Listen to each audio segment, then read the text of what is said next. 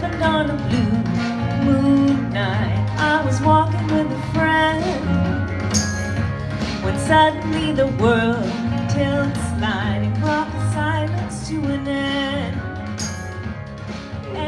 Charlie Faye, I'm going to just start here because you all know this probably already, but the people in that camera don't. That Charlie Faye has been in the music business, innovating for since what, 2007 to 2010, somewhere around then you started, moved to Nashville? To Austin, I think Austin, 2007. Austin. Yeah. And she is famous for the way that she has creatively moved and changed through the business. The story that gets told the most about her is one of my favorite. She did a 10-month residency tour of 10 different cities, and that was in 2010. Mm-hmm. And stayed there for a month, put together a band, recorded a song in each town, and then held a final concert as a way of touring for 10 months. And how did you come up with that idea? Well, I've heard about this band called Koi Bell Conjuring, and like when they first started touring, I think they were probably like college age themselves. What they would do was they would book a gig in a college town. They would go to the college town like a week or two before the gig. Mm-hmm. And they would hang out with all the college kids, and like the guys would all have like, week-long girlfriends, and by the end of their time there, by the time they got to the time of the gig, mm-hmm. they would have an audience. Okay. And I was like, well, that's a good idea. I don't really, at that point in 2010, I hadn't done a lot of touring myself. Mm-hmm.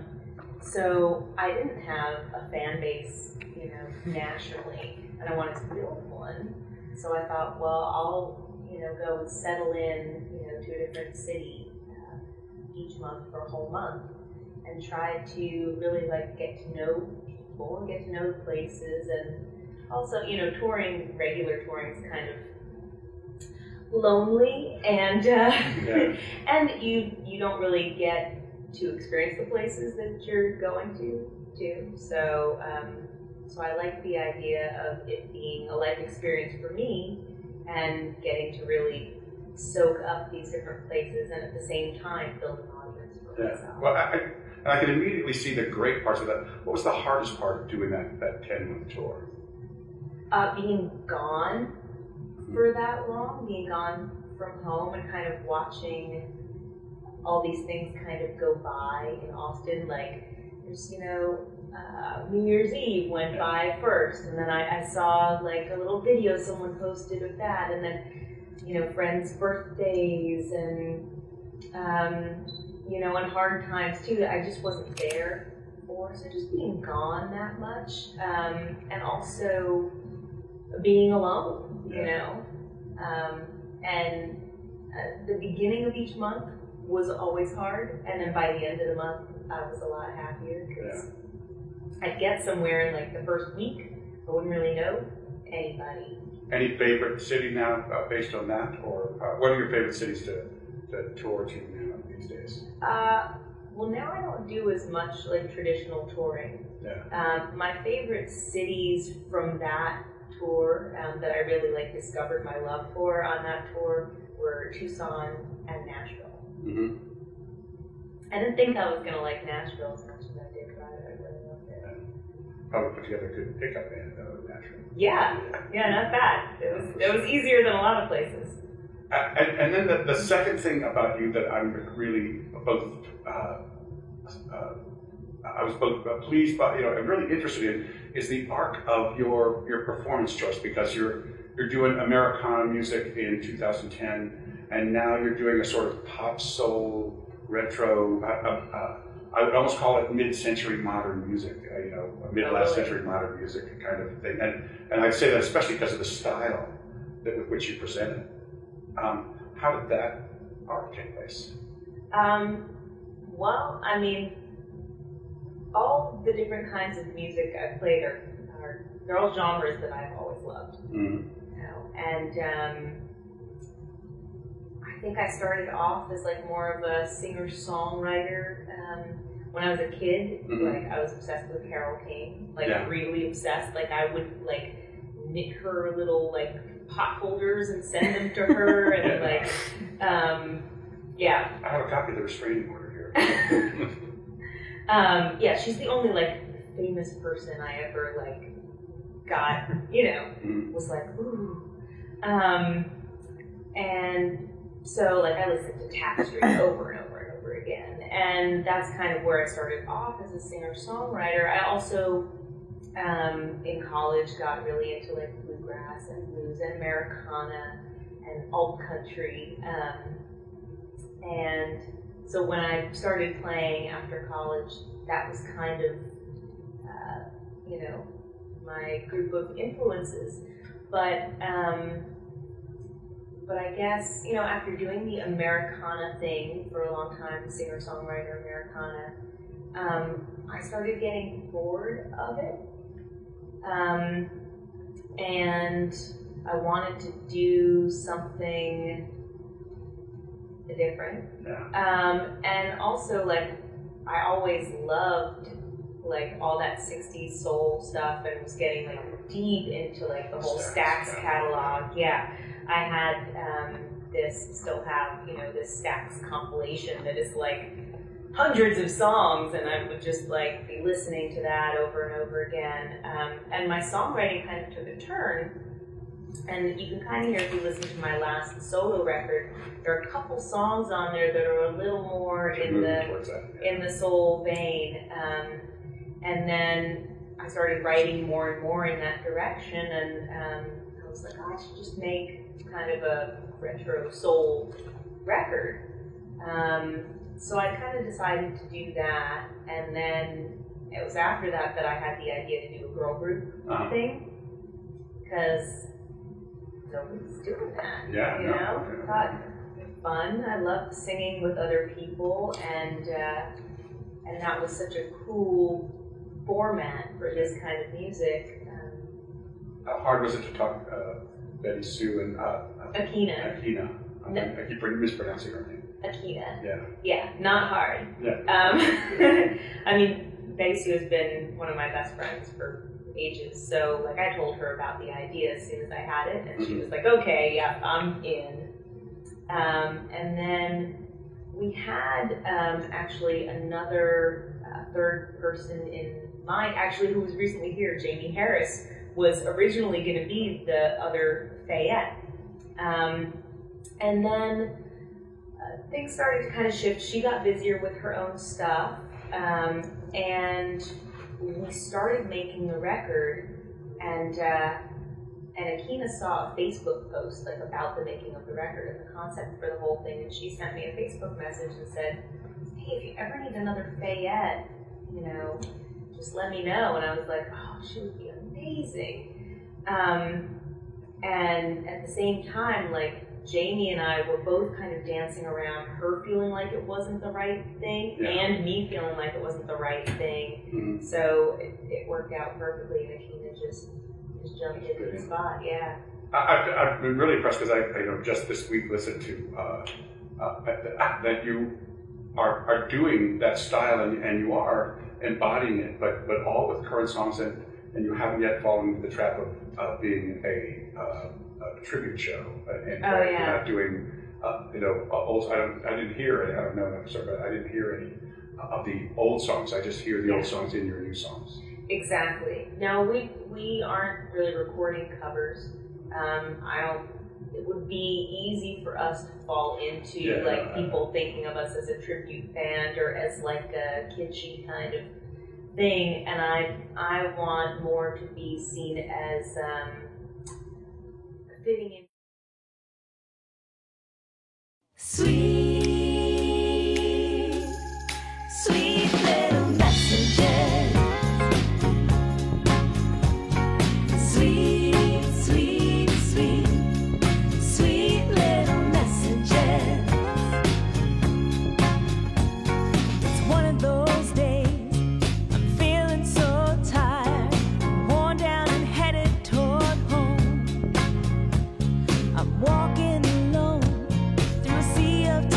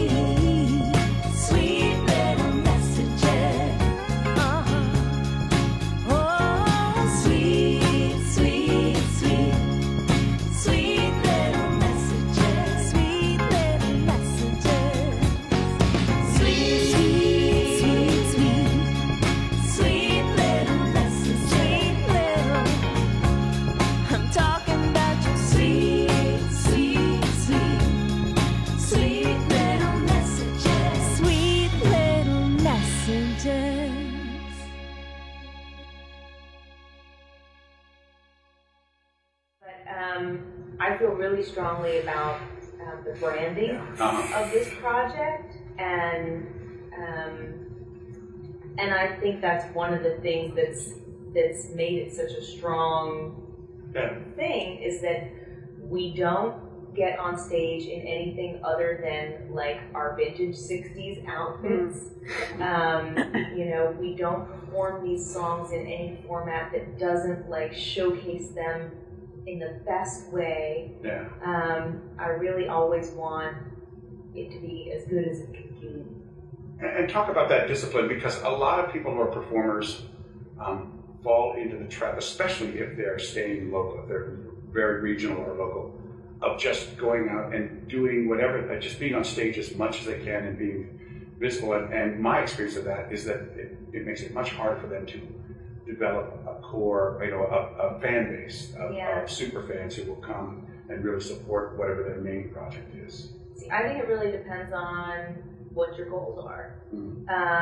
So first of all, if you're just starting out, you know, if you're still really trying to hone your craft, you should be out there as much as possible. You know, just getting better.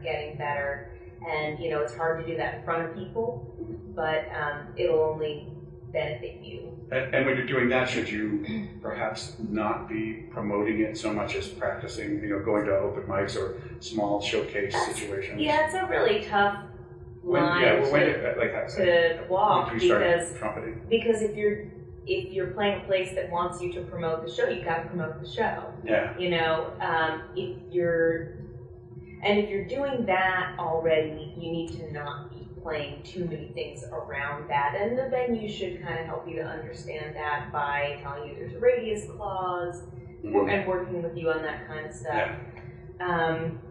But yeah, if you're going out to open mics and songwriter nights and stuff like that, I think that's the perfect place to kind of hone your craft. Then there's another group of people who it also seems really great for them to be out there all the time, and that's people who are making a living playing music in bars and restaurants. There are guys in Austin who they play a different gig every night of the week and like make $150, you know, each night, and that's what they do. It's different from what I'm trying to do, which is create something more on a national, international level. I'm not particularly interested in playing every night of the week. In bars or otherwise. And how did you've got this reputation now for being, and people come to you for advice to come up with strategies for how to market themselves. How did you begin doing that, and what's that like for you now? How does that go? Well, I started doing it, people just started coming to me with questions. You're smart and articulate about it, so they went, man, tell me what to do. Well, and I think they see the way I'm managing my own business, you know, and I do think of Charlie Faye and Fayette as a business. And I think that's something that's hard for a lot of artists to wrap their heads around. They don't want to think about money, and they don't want to think about business, and you know, but again, like, it depends on what your goals are. If you want to create art for art's sake, that's a beautiful thing. If you want to make a living with your art, you have to think about it a little bit differently. You have to advocate these things. So how does this, give me just a scenario of how this happens for you when somebody comes to you. Right, so it used to be that, you know, people would just email me with a question, hey Charlie, like, I was thinking about doing radio promo for my next record, but I don't know, you know, and this publicist said they could do radio promo for me, and you know, and then I write them back, okay, you know, a publicist and a radio promoter, two different things, let's meet up and talk, and I can help you kind of sort through this. And that started becoming such a common thing that I decided to start a business, helping other independent artists release records and really just make plans to make sure that they're meeting their goals and succeeding. And just the high points. What, as opposed to say, 20, 25 years ago, when the internet was not as pervasive or not around at all. What is the order in which you want to consider things in business in terms of promoting yourself and getting yourself out there? Yeah, I think it's really different for each individual, and it also depends on like what kind of budget you have to work with. Yeah. The easiest and least expensive thing to do is promote yourself on social media. Yeah. You know, that's where like most of your audience is there, and there are ways you can promote just through your own personal Facebook page and Instagram.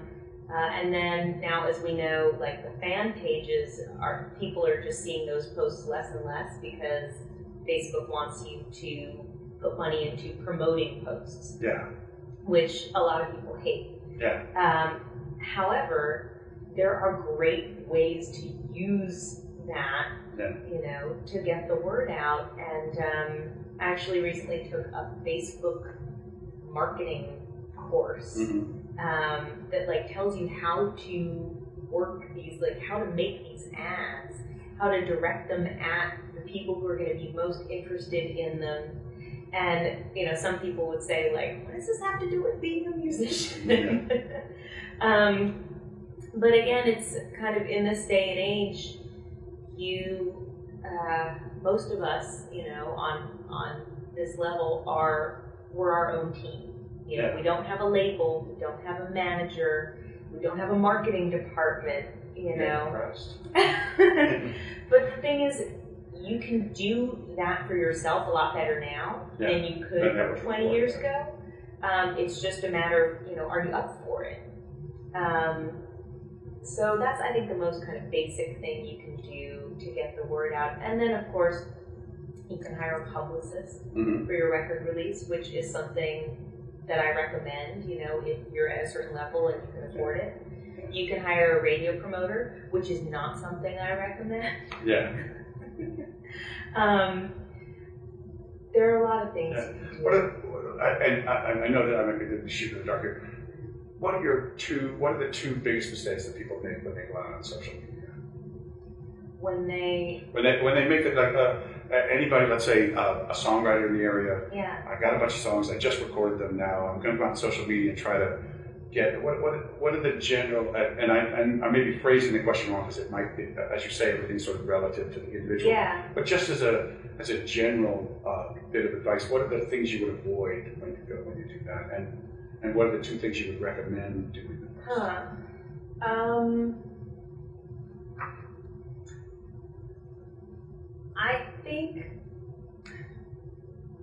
I think artists have a really hard time, you know, putting themselves out there. Yeah. So, you know, I myself noticed, like, when I was running a crowdfunding campaign,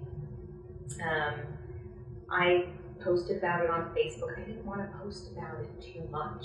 Like, I didn't want to bother people with it, you know, so, and I think most artists feel that way. Yeah. So I think, you know, being afraid to put the word out, you know, or self-conscious of it, that's one kind of pitfall that you have to kind of just push through. Yeah.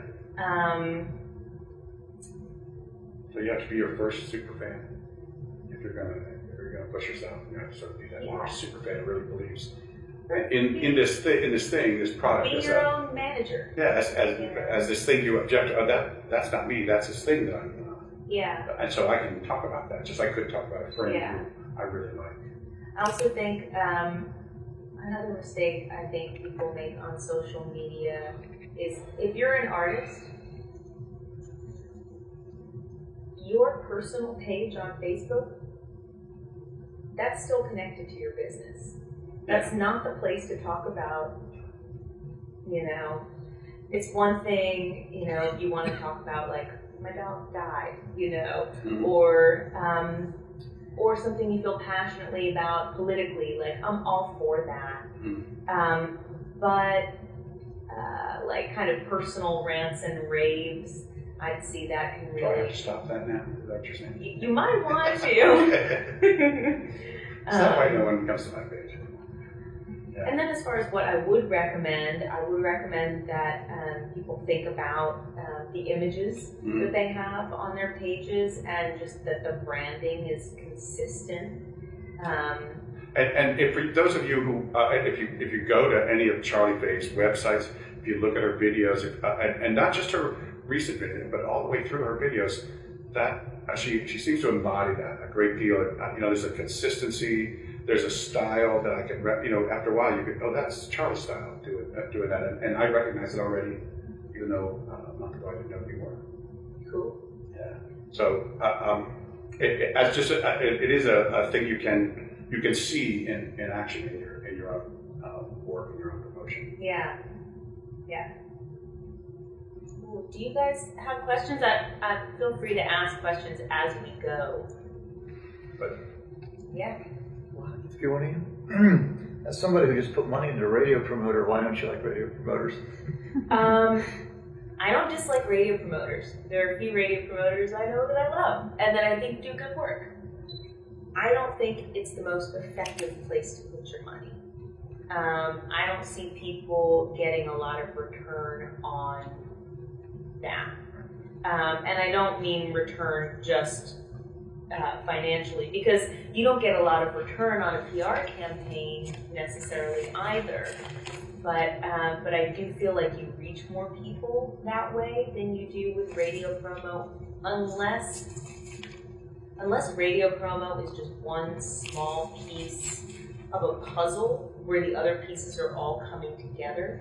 In that case, you have the budget, and like the PR is working, the record's doing well, it makes sense for a particular radio format, then it might make sense. But I wouldn't recommend just throwing money in that direction. For local people, it does give you a sort of bragging rights in your social media if you could show yourself playing. And back in the 80s, a lot of the independent people would send their albums and their promo overseas, and small British or Dutch radio stations would play them, and they'd go, I'm on the air, I'm on the air. And, Right. and having that, when you're a local musician who's going to stay regional because you're not going to tour, there's a little bit of bragging rights there Sure. that is really nice. It's a resume Builder, but nobody who's inside the business is going to go, oh, they're right. They sort of know what the score is Yeah, there. and So- also I just don't think that many people are necessarily hearing it that way. Yeah, no, I think that you can pretty much count on it, because if you could, with just a little, get 100,000 people listen to your recording, then everybody would be paying for that kind of a service. Yeah. What I think is kind of the new, what would be effective if you wanted to do something radio-like, look at the Sirius XM stations that play the kind of music that you're making. Find the contacts for those people. It's going to be like 2 or 3 people, and get those people to I listen. sent Mojo my record. Yeah, get those people. Then, of course, there are also Spotify playlists. Spotify is like the new radio. It's, easier said than done to get on a good Spotify playlist, but it definitely, people are listening there. Like, I had one song that was in this show Riverdale, and they put it on like the Riverdale playlist, and it went from under 1,000 plays to now it's 6 months later, and it's at like 70,000 plays. So people are hearing it, through Spotify. I just don't believe that. I mean, especially when it comes to like Americana radio, I don't think that that's happening as much. So that's so a publicity campaign, and what else would you do for someone who is, again, we're speaking mostly, there's nobody here who's going to tour, and I know most of the people that saw, there's a handful, there's maybe 20 in a 300-person organization who are going to tour fairly regularly, but most of them are going to stay regional. They're going to Baltimore, Richmond, they may go to they may get in or win we've got one guy, Mike Ryan, who's winning festivals in Texas and things like that. So he will fly directly to those. Right. But he's never going to tour. Well, and that's like me. I don't Yeah. tour anymore. Yeah. You know, this project is kind of too big to tour. Yeah, well, because it would be so expensive to carry It's too a full expensive a project. a to 90s really, band like, behind you, so yeah. you can get the full solo Yeah, sound. I'm not driving to Amarillo to play the gig with no guarantee. Although I loved doing that, Yeah. back in 2010, that's just not what I want now for my life. Yeah. And for my career. So, I mean, there's Well, a what lot. are you doing? Maybe tell us what you are doing. I work a lot on sync licensing. Mm-hmm. So that's licensing my music for TV, film, and ads. Basically, as soon as I had final mixes from this, first Charlie Faye and the Fayettes record, the first thing I did was start reaching out to licensing companies. Because there are, maybe 20 to 30 licensing companies that are great and that have contacts with music supervisors that are working on. That's where you can get real play. Yeah. And is the money in that ever good, or is that Yes, that's where the money is. Where the money in that? Yeah. That is where the money is. Yeah. And where's the money not? Because I hear from people who maybe will get a licensing deal that they get it through a taxi or something, and they. That's not a licensing Yeah, deal. no, I know. I mean, Yeah. So talk to me about where it's not, because I think a lot of people Yeah. fall into those easy traps of, oh, this person's going to take over and do this for me, and they'll only take 90% of. Right. Is a I lot of think money. with everything, with a licensing company, with a publicist, with a radio promoter, you have to look at their track record. Mm-hmm. What have they gotten? Mm-hmm. So if you're looking at a licensing company, that, they got this cut for the defibrillators. Okay, defibrillators. I'm gonna send them a message. Hey, how'd you like working with this licensing company? I actually did this, with a company I got an offer from, and they wrote me back and they said, we've been with them for a few years. They got us that one thing. It wasn't a lot of money, and we haven't felt like they've been invested in us since. So I think really just doing that research legwork is really important. You can't make an assumption just based on like a company name, and you can't be desperate. You can't be desperate to have somebody working with you. You have to know they're going to be passionate about working your music. Otherwise, you're just another, name in their catalog. And there are a lot of companies, like smaller and not as reputable ones, that will just collect artists and collect songs. And you have to really be able to sort through who that is. Do you ever find yourself writing for that?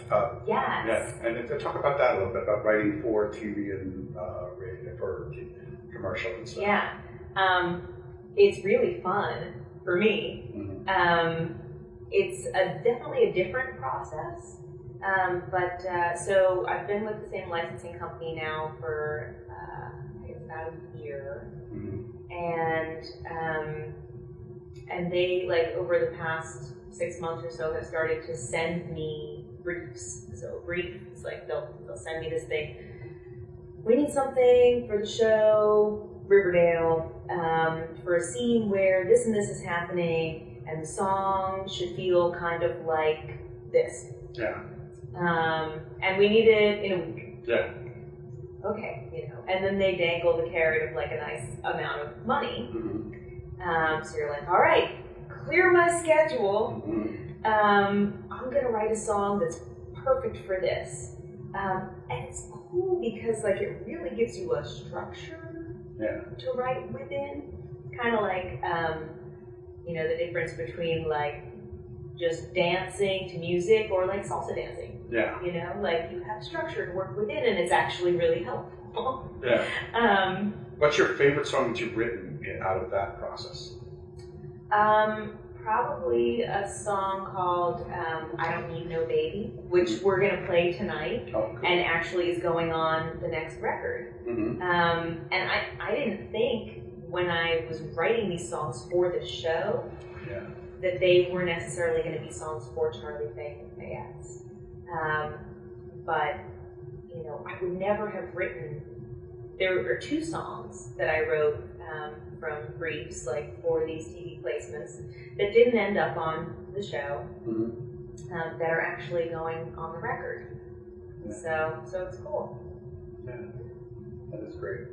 And I like your videos. And being, I've been in video production. I've been producing commercials and voicing them for 30 years as one of my side jobs. So been involved in that a great deal. And I see both a lot of content, a lot of style in the way you make videos. How do you how do you put that process together? Because that's another thing that, again, a lot of people do the one camera shot of them playing at Bob's. Right. And it's really hard to listen to that all the way through, nevertheless, more than once.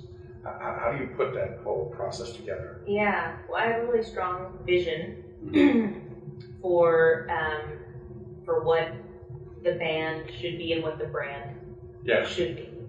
And I like the fact you words that the brand.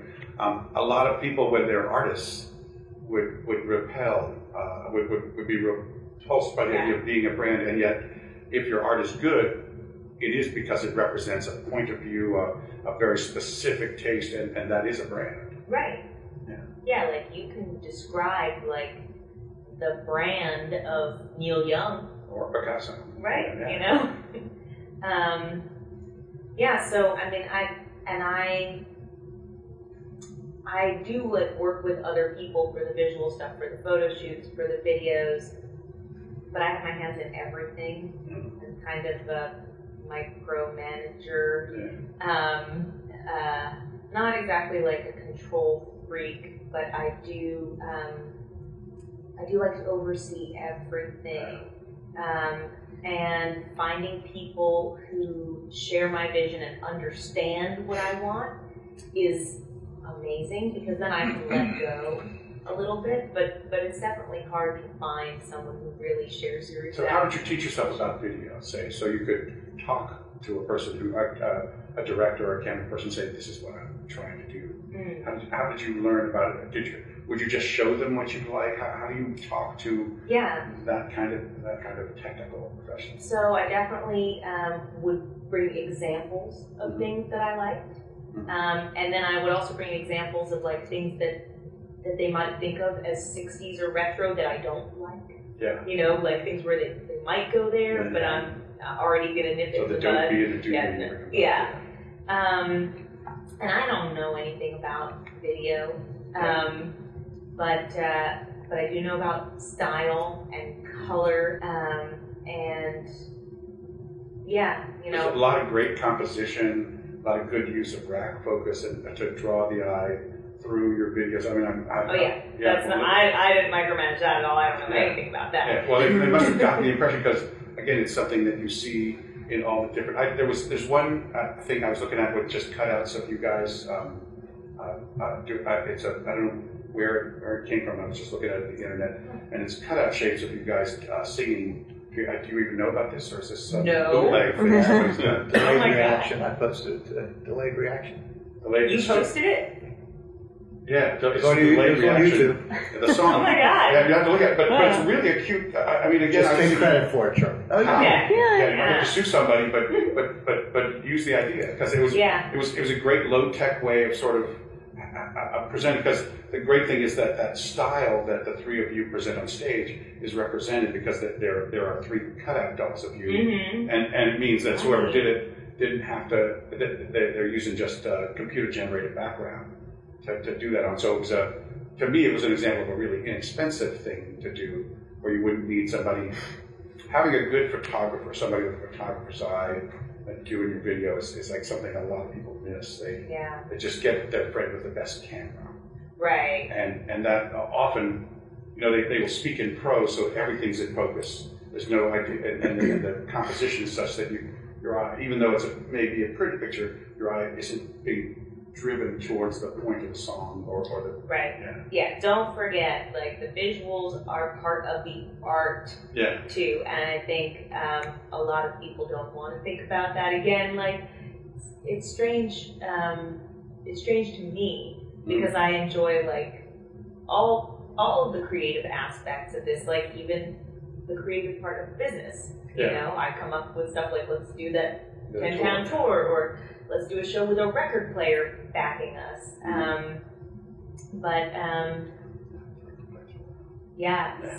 That's great. Because we couldn't bring a 7-piece band here. I actually saw Neil Young do that one time. Really? During it was during, I forget which tour it was, but at one point, everybody had a big set, but at one point he wakes up alone in a bed and he just puts a record player on and he plays to it for just one song, and then the whole band comes out afterwards. So I've never seen that once before. Yeah. But cool. A question along those lines, because especially at like my level, sort of this is along the lines of how much do you do yourself versus enlisting other people, even like images and like video, or when you're into the business part, so I guess you're making the decisions about what, okay, I need to do a video, I need to do this, right? And I guess you're paying for all that yourself. Like you're making those decisions, so you have to decide, is it worth it? What's strategically, or someone like me, I'm not trying to be a professional about it as much, but so at what point do I like shell out money to have other people help me to do things, because I'm not going to get paid back for it, but then again, it's good to support the local scene and be a part of the scene and stuff, or you can just do it all yourself and be pure about it. And yeah, totally. Your thoughts on that kind of thing? I mean, I think for someone who's like trying to play on the local scene, that's kind of what your goal? Yeah, I mean, if I could get things to a level, I mean, I have a job and kids and stuff, so I'm not going to be like a 100% professional, but it'd be great to get a little bit of acknowledgement, maybe play in some other town, or who knows, but just make something that's part of the thing is like, I can make pretty good recordings at home, I have enough skills and stuff, I can keep investing in equipment and try to do better and better stuff at home and just focus on the creativity and that aspect of it, or start going in the studios, getting other people and shelling out more money and stuff, but then again, you're getting more professional, plus you're like investing in the scene, which if everybody feeds money into the scene, it becomes a bigger and better thing. And I think, have you gone to the studio with somebody else, with a producer before? Well, I studied engineering, producing stuff back like 25 years ago, so I know enough about a studio, but I've been at that level now where I have a bunch of songs written and demos recorded, but I think I need to get other people just to get other energy and other ideas. I always think it's good, to work with other people, just so you don't get like really confined into your own thing, you know. And I also think like we learn so much every time we work with somebody else. You know, every time I go into the studio with a new producer, like I learn so much about what I like and what I want, and then I can go back home and translate that into the next thing that I'm doing at home. So I think even if you decide to just like take like the best song you've written recently and go record that with a producer you really respect and with a group of musicians you really respect, I think that'll kind of open your mind up to like what you can do on your own from there. Yeah, that's kind of where I personally am at. Is I at least want to do it once, because I have all the songs and I feel like even for posterity's sake, I'd like to have them recorded as good as they can be and have something I can leave behind, other than half-finished sounding stuff, or I'm not sure if, but then it's not about me here, but like a lot of people might be in the same boat. I'm struggling kind of just with the identity thing, like me versus, I don't necessarily see myself as trying to promote myself, or like get sort of a band name to like a project name even, or something to sort of to promote, rather than just, I'm not sure I'm like a solo worthy performer as much, but then you have to have, and even my name and stuff, like it's not really a catchy name, do I have a stage name kind of thing, it's all kind of weird.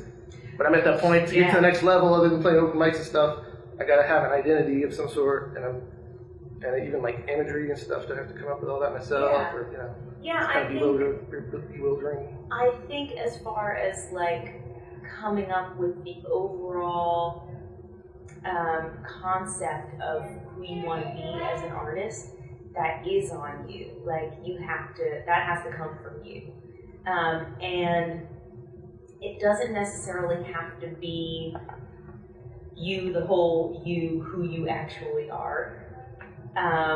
For instance, like when I get on stage as Charlie Faye with Charlie Faye and the Fayettes, like the character that I am on stage, that's definitely a part of me. I'm a terrible actor, you know, so I could never get up and play a part that wasn't me. But it's only one part of me. It's easier when you have a band or something you identify with, but when it's just you, to have like an alter ego seems kind of not authentic or something. See, and I don't think it has to be an alter ego. I think, you know, to have an interesting stage persona and like creative persona, it usually is a part of you, just kind of magnified. And not every little part of you. Like, it doesn't have to involve your kids. Or maybe it's all about your relationship with Very your much kids. just have a Facebook page. At You what know. point are you sharing music with friends and stuff, and it's your Facebook page versus starting to invite other people in, and then all of a sudden you gotta maybe change the way you present yourself. You know, like, or you have a separate page. You know. Yeah, I wouldn't worry too much about managing your personal Facebook page if you're kind of doing this on a local level. Create an artist page for yourself and have a professional photo on that artist page. And just really start conceptualizing like who you want to be as an artist. It's easier said than done, and it has taken me a long time to find this place that I'm in now, and I have expressed like other sides of myself as an artist at different times. You know, when I was a singer-songwriter, you know, like there were years when like I always wore a hat on gigs. Like I loved my hat, and I was always going to wear my hat, and like also kind of looked like I didn't care. Although I really care, so I don't know if I pulled that off. But, you know, now I do this thing, it looks like I really care. Like, it looks like I put a lot into this, you know. So, yeah. So what she's saying here is she experiments all the time, is willing to question herself, and is willing to believe in herself. That's what you got to bring. You got to bring that the same experimental artistic nature that you bring to your work, writing songs. Bring it to your work, promoting and thinking about yourself, and go down a road. And if it's not working, move in another direction. Treat it like the fun journey it could be, rather than, oh, am I going to make a mistake? You know, is this going to ruin? You can't ruin your career because it's something you're in control of. You know, again, the thing that I was really inspired by is just looking at what Charlie's doing.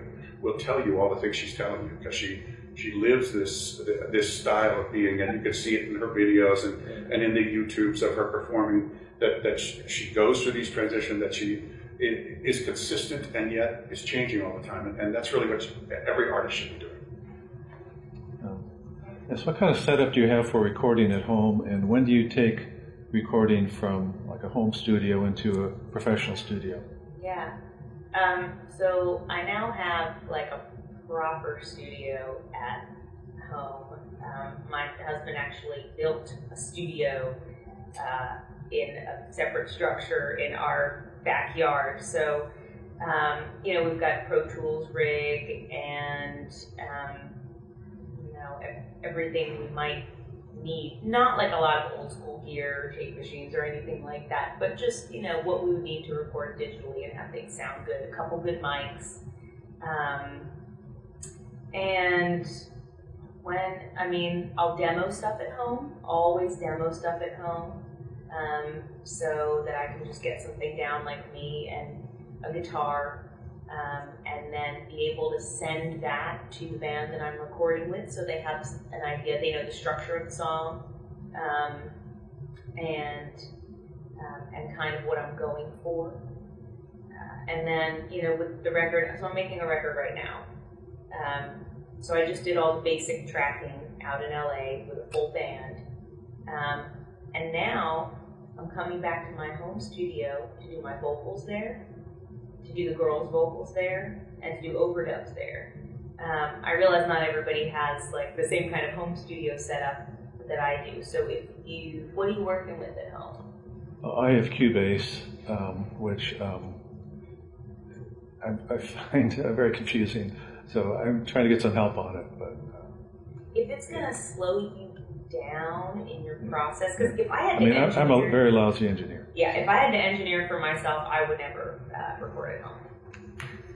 Yeah. You know, I would just make demos on my phone, just like iPhone voice memo demos.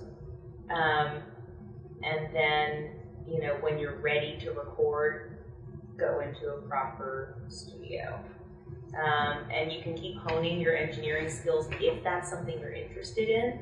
But I went through this with Pro Tools myself and found out it was not something I was interested in.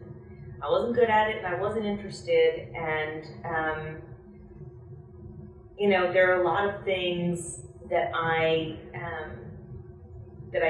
do for myself, and that's one that I've chosen not to, just because like it slows me down so much to try to engineer for myself. And yeah, in a way, I mean, it takes away from. Because I've noticed that too. You get into, you want to flesh things out, whatever. But then you can spend more time doing that than you can just be writing a new song, you know, and doing that. Yeah. And also even to give to your band, I mean, you give too finished of a track, it might limit them in how they might come up with a better drum beat or whatever. But like it's you give true. them something. If they're incredible musicians, and you should be hiring incredible musicians, you don't want to tell them exactly how to play it. You want to see what they do, because like. You're not a bass player and a drummer and you know, you're not all those things. You don't know how, they know better, you know, how to interpret your song, hopefully, if they're good. Yeah, you know, in my case, I put songs together, basically I jam a lot, and I kind of find riffs that I like, and then I sort of like piece them together. I said, oh, this will make a nice bridge here. What's your method in songwriting? My method for songwriting, I mean, there are a couple of different ways it happens for me. One is like when I just have an idea. I usually will take out my iPhone, put down voice memo demo. You know, if I happen to be in the car or I'm walking or whatever, I just kind of I sing the melody or I sing the line that I'm hearing. So I have that recorded. Then I don't want to listen to any other music until I can sit down and see where that goes. So as soon as I can, I'll get to a guitar and try to see, you know, what the song wants to become. You always write on the guitar. I do. I have written on the piano, but I'm definitely not a piano player. So yeah, I'll usually write on guitar. And then, you know, I'll do my best to get the whole song in that sitting. Sometimes I'll just get a verse and a chorus, and that's fine too, because other verses I can fill in and I can write a bridge after the fact. But I think you want to kind of get down the basic building blocks of the song as soon as the idea comes to you. So that's what happens when I'm writing, you know, at those random times alone. I also do a lot of co-writing. So I may go up to Nashville to write with my favorite co-writer, and we've got 3 days. And we usually have a purpose in mind, like we're writing for my next record. You know, sometimes I'll write with somebody for their record. But usually there is a purpose in mind. And we'll get together and we'll talk about ideas. I like to come into my co-writing sessions with ideas. And usually I'm the one to come in with like the song ideas, the song concepts, maybe like a couple lyrics. Sometimes I have musical ideas, but usually I'm the primary like concept person and lyricist. And like my favorite co-writer is the primary writer of the music. So, you know, I'll come with the idea, go, oh yeah, like that kind of makes me think of this, and we'll sit down and we'll hash it out for however long, we kind of know at what point to stop banging our heads against it if it's not working. But we'll usually sit for a couple hours and work on a song, then take a break or move on to something else. And then, you know, if we've written some song pieces that we haven't finished, we might email back and forth. Oh, I had an idea for what we should do for the bridge for this. Like, what do you think of this? I'll send a voice memo demo. And there's a lot of that. And then the third way I write is when I'm sent a brief for something specific. And I have a very short period of time in which to write and demo well a song.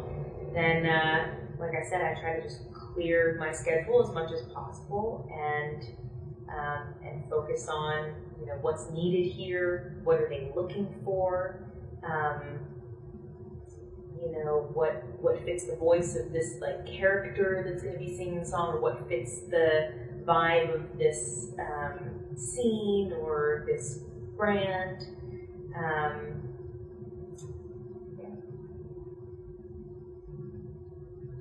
So how soon, at what points, and maybe what level, when do you start getting ready to promote an album when you're recording it, and how do you go about that? So I've just recently, like last month, started recording the next Fayez record, and I'm already thinking about the schedule for promo. I try not to set any like hard date lines until I have the album in my hand, because you don't want to rush the making of the album just because you think you should be releasing the record in in a certain quarter or whatever. It doesn't matter in the long run whether you release it in March or in September. You know, it's not going to matter. What's going to matter is how good the album is. So. And did you crowdfund this most recent one? I'm talking about that one because that might be out of most of our league in terms of the fan base we could talk to, but it's something we'd like to think about and hear about. Right. Honestly, that's one of the hardest things for me. Because other people may enjoy that process more than I do. What do you hate about it? Having to constantly ask for money feels weird. You're not going into politics.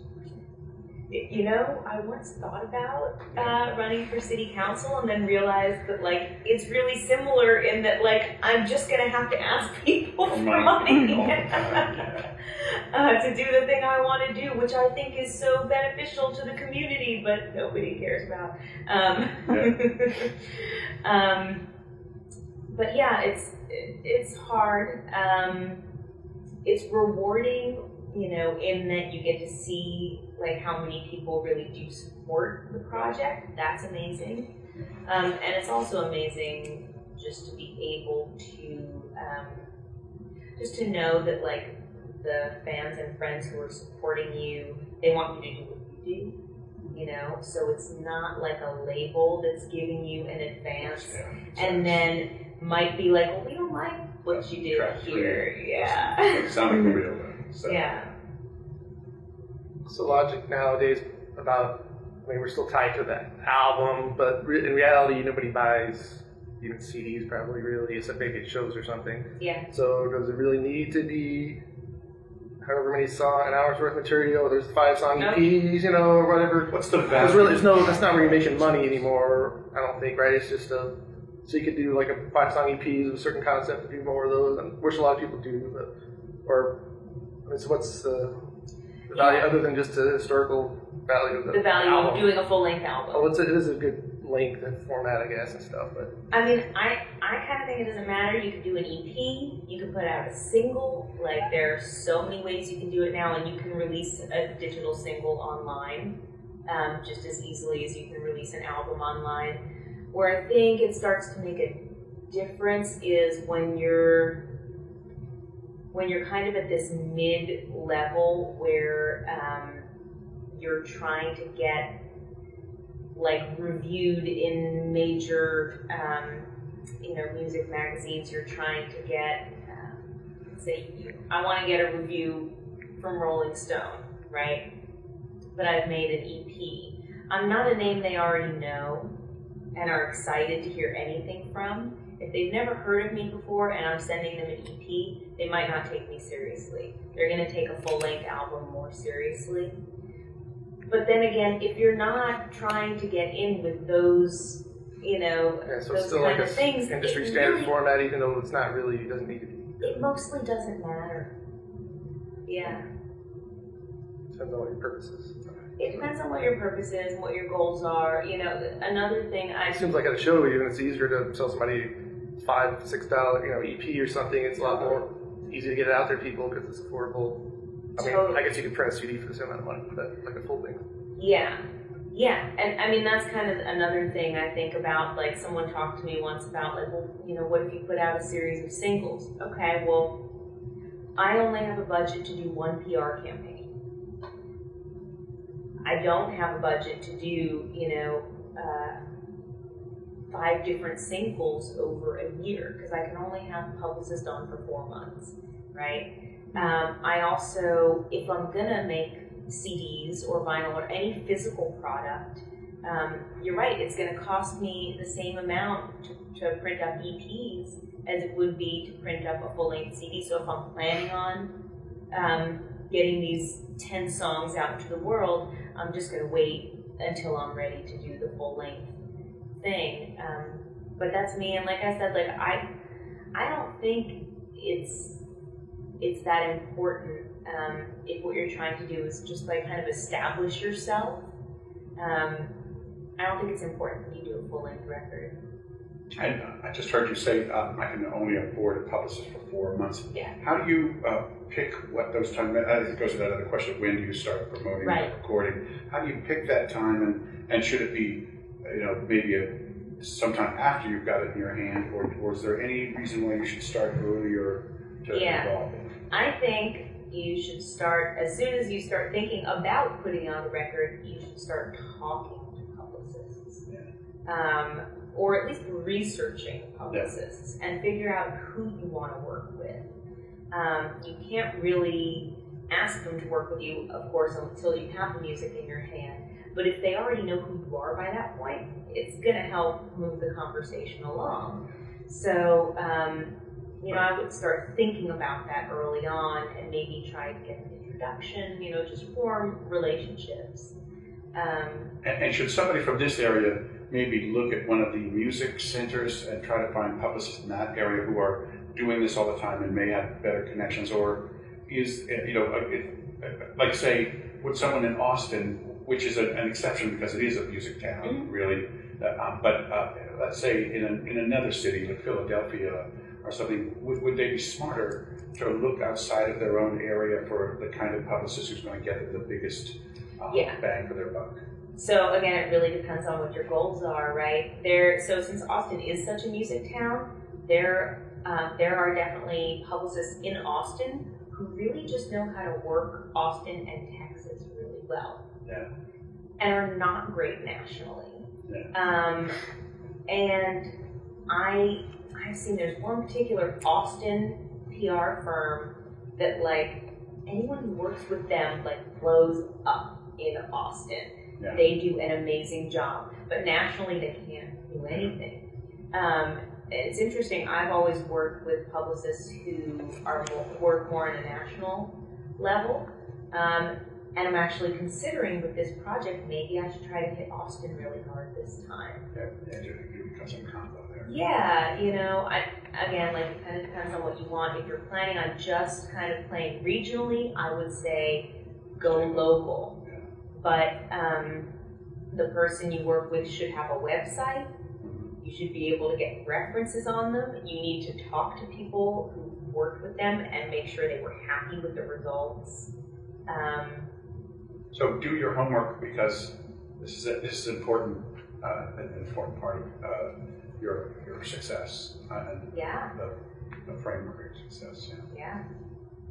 So all right, so we're in this theoretical album that we're doing, your album now. Right. You've got it in hand, and you found a publicist you like to do. What else are you doing before you first start playing it out? What other things are you? So there's a certain amount of lead time, you know, involved. So let's say this album is done in March, right? You know, you've got to get CDs pressed up, or you don't. Yeah. You know, so you want to, if you're going to do physical product, you got to get that going. And there are a couple of different companies that do that. There might even be somebody locally. I don't know. And then think about distribution. There are a couple different services that'll put your music up online. CD Baby and TuneCore are, I think, the two best. What do you like about CD Baby, for example? Because I don't know TuneCore as well. It's easy. They're both so easy. Yeah. And CD Baby will also handle physical product for you. TuneCore will. You know, so if you want to sell physical CDs That's online. what the thing is, a lot of people who go to CD Baby say that they can do both. Yeah. For you, I apologize if you already covered this sort of, but like, what's the end goal for you as far as like in the old days you would tour, support your album, but now it seems like maybe people putting out albums just to be able to play a lot, or where's the money at? What's your main thing that you monetize to make your, is it the shows playing out, just getting known, or is it it's not the CDs, I wouldn't think anymore. It's not the CDs. Yeah, or is it just getting to be doing workshops? I mean, you obviously do a little bit of everything, but for me, it's the live shows. For me, it's sync licensing. You know, so getting my songs placed in TV, film, and like that was the pie in the sky for me for so long that I wanted that, you know, and I worked my butt off to make that happen for myself. I emailed like 15 different licensing companies. Most of them didn't answer me. A lot of them rejected me. One of them was like, oh, maybe, you know, and then I signed with that one. But then one of the best ones came back to me, and then I guess a lot of people are just trying to get you know? one big hit, so they're just doing whatever they got to do to get heard, and hoping to have one song that sort of like all of a sudden gets known, and then they somehow make money out of it or something. Right, and I think you have to kind of have a more concrete idea of what path you want to follow to that song getting heard. For me, it was, you know, working on getting my music licensed, while like I hope that the end result is, you know, I have a song that's in a big scene on Grey's Anatomy and the world hears it and Shazams it and everybody wants it, you know. In the meanwhile, I'm getting, you know, $2,000 here, $5,000 there. So songs are kind of still, even like the old days, you would play music as yourself, just probably in the hopes that some bigger artist would pick up one of your songs, and that's where the money would be. Well, and you know. so, like I said, there are so many different paths, and you need to think about, like, which one are you going to put your energy into? I just don't understand where the business is sort of now. But I think you have to look at what your strengths are. Like, are you better live, or are you a better recording artist? You know, you know, do you tend to make friends with other artists really easily? Do people love having you open for them? Like, if so, then that path that you just talked about, having a bigger artist like kind of take you on as an opener, like that might be your path. You know, if people really respond to your live show, then maybe touring is something, you know, that you want to do. If you're a solo artist, you know, if the recordings are like really cool and vibey and lend themselves to licensing for something, then that might be the path you follow. I think it's really different for each person, but you can't just like throw it at the wall and hope that it sticks. It's you need to think about like what path might work for you, like what your strengths are, what's most likely to work for you. So we're back to your album now, and you've got a publicist, and you started with them when? In this imaginary scenario. So I would make sure to get my publicist on board probably 5 months before I want to release a record. Okay. At least. And would that be that would be before and a little bit afterwards be the prime time, or how does it go another 5 months into? Like how you were saying? Yeah. What's the timeline? You said I can only afford a publicist for say 4 or 5 months. Yeah. If you can afford them all the time, you just use them heavily when you're, and then they're always a retainer when they're not. But if you need, what's the prime time to? Yeah, usually they do work like a 4-month record release campaign. 4 months is pretty standard. Some people will do 3, most of them do 4. Mm-hmm. And so let's say I've got my record in hand in March. I'm going to call up the publicist I want and say, hey, you cool to work together? Like, we want to do this. You know, how much are we going to do? Like, what's the price going to be? And what is the price based on? Because again, a lot of our people listening to this may not know. I mean, their price is based on, you know, supply and demand, you know, and their resume. And most publicists I've found do kind of have a little bit of a sliding scale. So someone might charge $3,000 a month if they're working for a label, but $2,000 a month if they're working for an independent artist. And I think, like, if they're really passionate about your music, they may give you an even better deal because they really want to work the project. Yeah. So. Okay, so now we have the publicist and your record in hand. Right. What else are you doing? I want to give them a picture of that crazy frenetic herding cats thing that you're doing. Yeah. Obviously, you need to make sure you have your photos ready. You know, and your photos you probably should do before that point. It's time to make a video. Video's good. Make sure you're set up for digital distribution.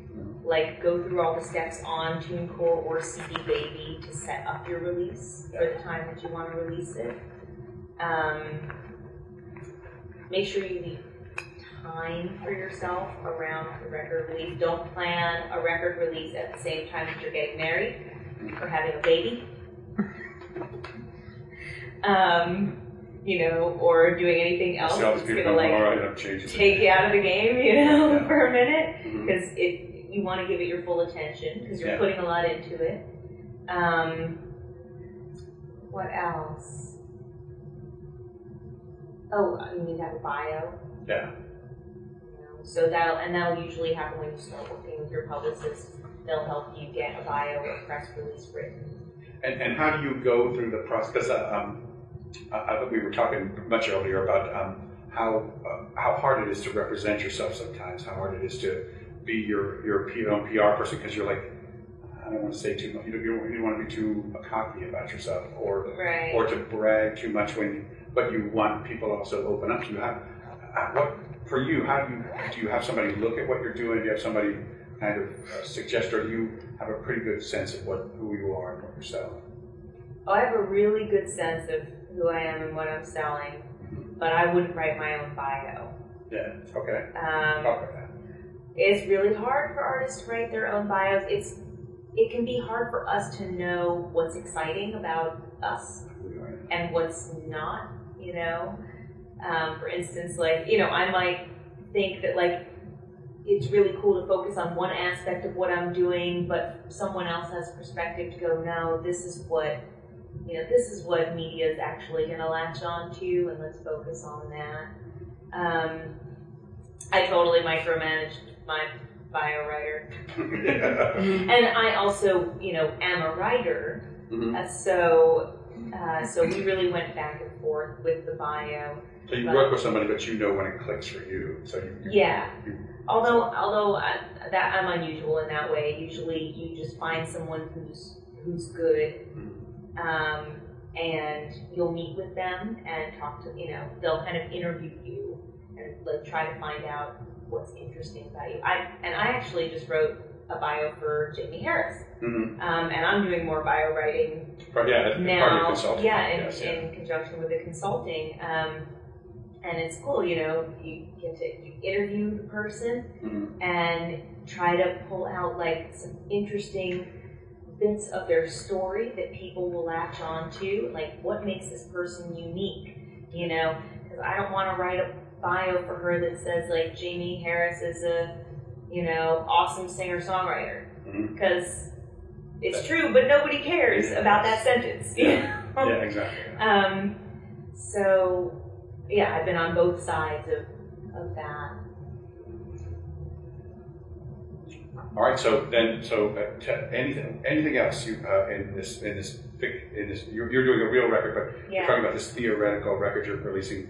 So you have your bio, you have your pictures, you've gotten with somebody with a video, and you got your publicity person.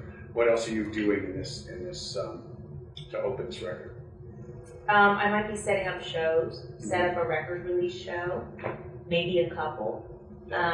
You know, I would set up one in Austin, one in LA, one in New York. Yeah. You might just set one up like in your town, or like a couple up in your region.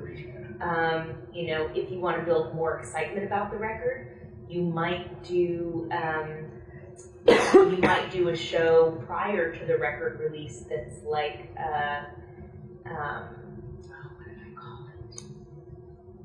I had a name for like kind of a pre-record release show, like first time we're playing the songs from the new record. Yeah.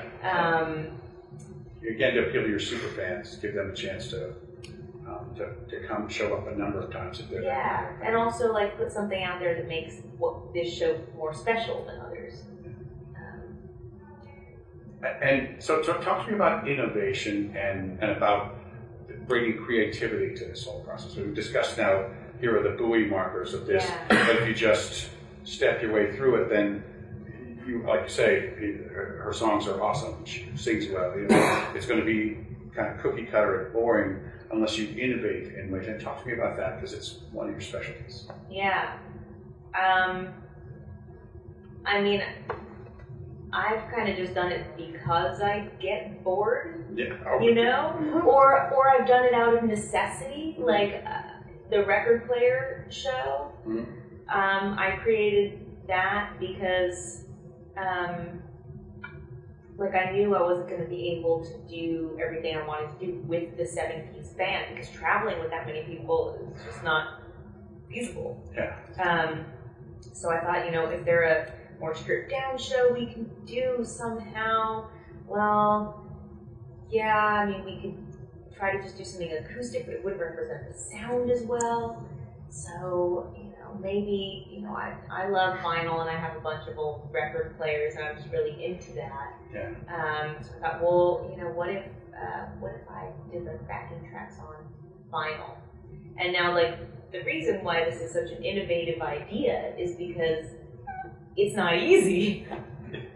You know, most people would just like bring the backing tracks on their phone and plug them into the PA. It would be so much easier. To press a record and to make sure it works for you, right? And travel with the vinyl, and then have a record player here, and then, you know, it's harder.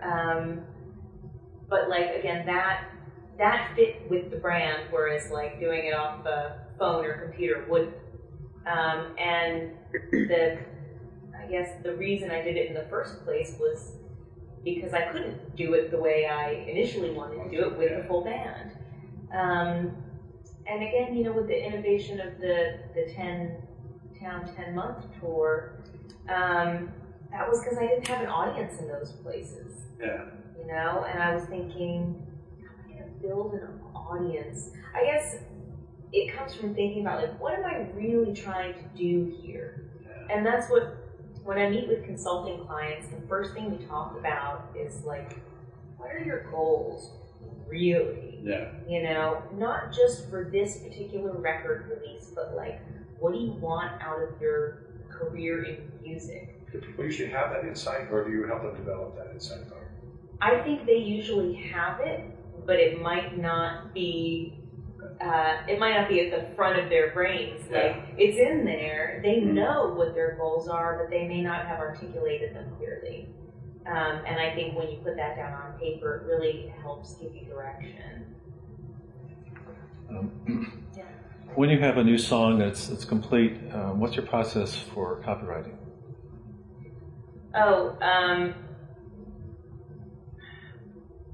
can't even remember what to do for that. And I don't like do anything when I just finish writing a song. Usually it's part of what happens like when I'm pressing up the record and stuff. Of course, I'm registering the songs with BMI, who's my PRO, Performing Rights Organization, thank you. And then I copyright stuff at the same time, but I can't remember what the process is. I just remember it's not that hard. It's a big deal. I hear about that a lot. And, people think, oh, I've just written a song, someone might steal it. I gotta. It really, that happens almost never. Yeah. Usually, when someone steals, it's like for the Ghostbusters thing. Somebody hears Eddie, who was the guy they wanted. I want a new drug, but he cost too much. So they got somebody else to write it, and they played that song for him. And that's where the real copyright violations take place. There's very few people stealing someone's song that I've seen. I've seen or heard of it. Right. Yeah, I'm sure it happens, but I haven't heard of any big cases of it. And so I'm thinking more in terms of you send your song to somebody, and how do they know it's really your song? Well, I don't think most people are questioning that. Like, I think it's good to get yourself copyrighted, and you should do it. But I wouldn't worry about having to do it like after you write each song. Like when you have a batch of songs that you're gonna like put out into the world, then go ahead and copyright those. And what to do? It's an easy Google search. That's what I'm gonna do in a couple months when I gotta do it again. There's an applied copyright. You just kind of need to be able to prove if it came down to it, like not that it's garbage, but that you prove when you wrote it. But nowadays with you just electronic stuff, you can mail it to yourself, make a recording of it, and mail it to yourself, and don't open it. Well, that was in the days before they had computers. You had to have to do that. You don't have to say, but if emails and stuff. If it's keeping you If awake, anyone else has the answer to this question, please. yeah, just keeping you awake. Batch don't remember. copyright is the way to go, but copyright on any artistic, any creative process exists. Really, where registering your copyright saves you is if you do have to defend it. It's a short story if you've already registered versus whether you mailed it to yourself or anything else. The court battle to prove that, if that's where it ended, would be much more difficult to do. But I think unless you're copyrights are putting a product out there, then that's one thing. But like you're just we're just about done wasting her time before she goes get ready for the show. So, does anybody have any last questions? Sort of, maybe it's a way to sum up. I hear so many musicians sort of lamenting the change in the music industry, and Spotify's the devil and things like that. But it sounds like you're thriving in the new music industry. And could you just sort of sum up some of the positives? Maybe it's easier to get your music out to the masses now, or what you see as the positives. I think it is. It's easier to do it yourself now. I mean, honestly, I think like there are downsides to it and there are upsides to it, and it's kind of all about the attitude you decide to take. Do you want to work with how things are, or do you want to complain about it? I mean, and I feel differently about people who are actually trying to make change. Trying to make change, that's a hard job, and I really respect that. But if, just complaining about the way things are doesn't help anybody. Spotify has been pretty awesome for me as far as, just getting on that Riverdale playlist.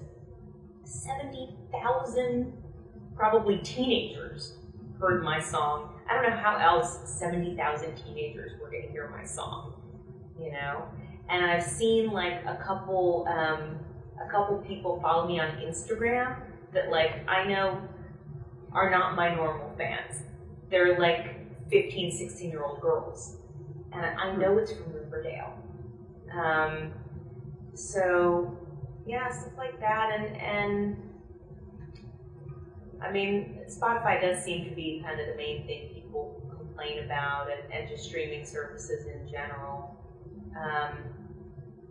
And it's hard not being able to sell physical product anymore. But we've also got crowdfunding now. We didn't have that 10 years ago. So yeah, there are changes that have made things harder, and changes that have made things easier for sure. Well, This has been great. Thank you so much. Thank you. I appreciate it. Thanks you guys for coming. Thank you.